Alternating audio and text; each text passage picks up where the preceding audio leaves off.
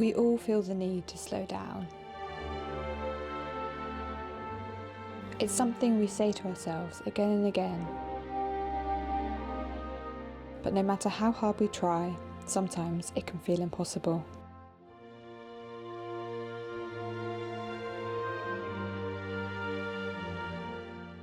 In 2022, I did make progress. I filled my life with nourishing activities and battled the mindset that I should be doing more. I started sharing my story on YouTube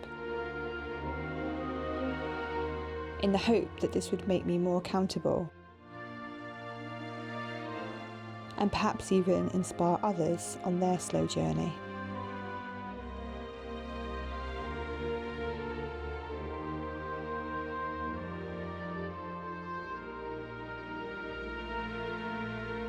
Although I did feel like I made progress, by the end of the year, I still felt that all too familiar sense of burnout.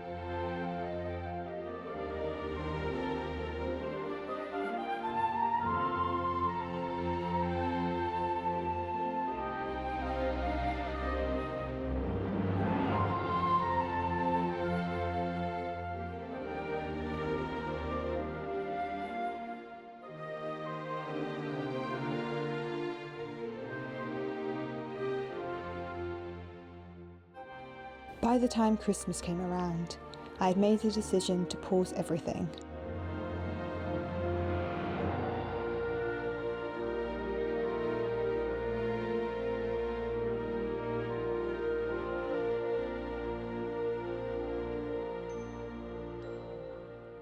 I didn't even try and do any work, but instead took some time out to spend with my loved ones.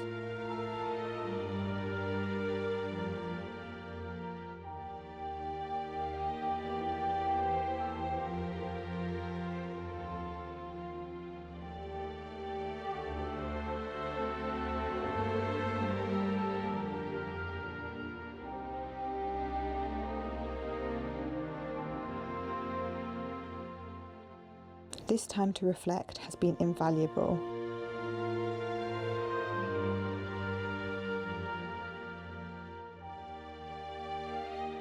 It allowed me to focus on what is really important in my life.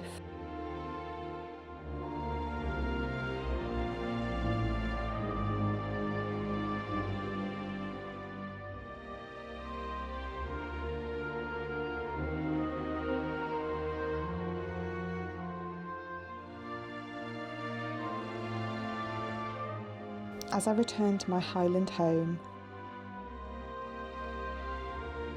I know things have changed.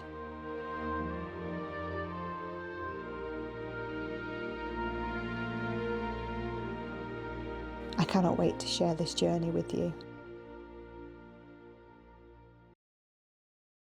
When I look back in my life, I feel like I've never really stopped. I've always been pushing and working towards the next new thing. So when I was a teenager, that was getting good exams to get into university, and then when I was in university, to do well in that, to get a career. And then in my career as a wildlife conservationist, I've had to do a lot of short-term placements and volunteering placements, and super competitive industry, unfortunately not much money. And then even when I start getting paid jobs, I wanted, a promotion, and it just keeps going.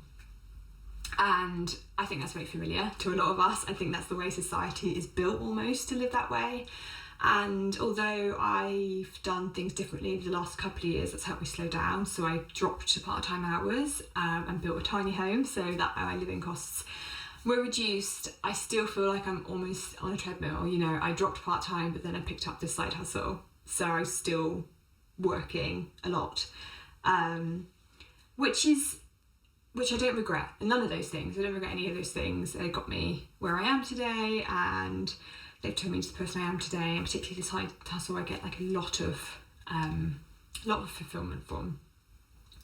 But I think this new year, I've wanted to do things differently. So I turned 30 in November, and I think that made me really reflect on what I'm what I'm doing with my life and what's really important to me. And I decided not to make any big decisions, not to try any new projects, at least not at the beginning of the year. You know, things might happen during the year, but for now, you know, I am feeling tired, and I think at the end of every year I feel a bit more burnt out, and that's not how I want to live. So this new year, instead of starting something new and being like, oh, new me, as much as I love that energy, I love January, it's actually one of my favourite months of the year. I love that energy of like a new year. I'm instead going to focus in on things that I'm already doing in my life, but I want to deepen my relationship with. So things that I want to spend even more time on than I'm currently allowing myself to do. So they kind of range, but all of them are really quite simple. So writing is one of them. I do write regularly because I have a newsletter that I send out to you guys if you're subscribed to that. It's free to subscribe, so I'll drop a link below if you really want to subscribe to that, as I share all things simple, slow living in that. So that's really good because that means I've got that weekly commitment to do something. But I'd also like to write a bit more just for me, you know, journaling, stuff like that, because I do tend to under prioritise that, and I think that's something that is definitely in my future, both as a career and also as a personal thing. So that's definitely one of them. Reading is another one.